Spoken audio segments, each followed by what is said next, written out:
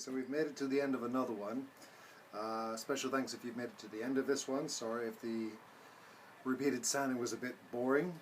So that is the final look. In this light the iridescent colors aren't really showing up, but it's actually quite beautiful and sparkly.